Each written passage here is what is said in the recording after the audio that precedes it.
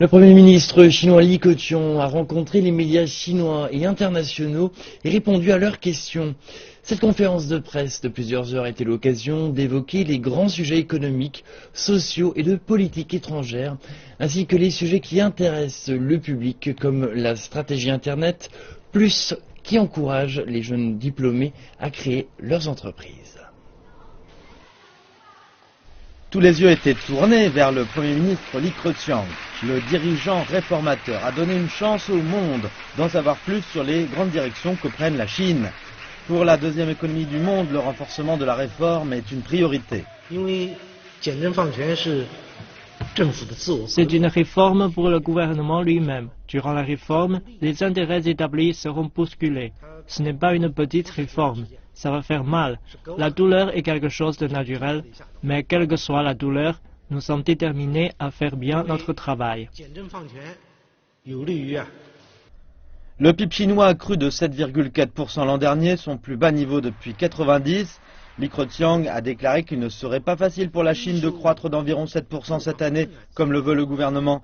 Mais les autorités feront ce qu'elles pourront pour assurer que la croissance reste raisonnable.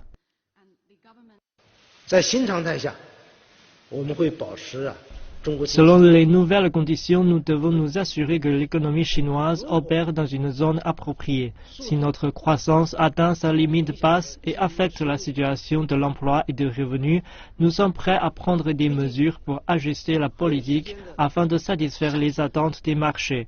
La bonne nouvelle, c'est que ces 2 dernières années, nous avons utilisé des mesures d'incitation massive pour faire croître l'économie. Cela veut dire qu'il y a encore de la place pour d'autres mesures. Monsieur Li dit que le gouvernement va continuer à retirer les obstacles sur le chemin de l'entrepreneuriat et l'innovation de masse sont vitaux pour parfaire la réforme.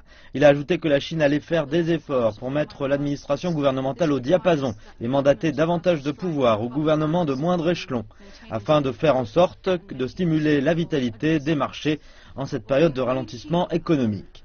Monsieur Li a déclaré en outre que le vent favorable de la stratégie dite Internet Plus permettra de retirer l'économie chinoise vers le haut.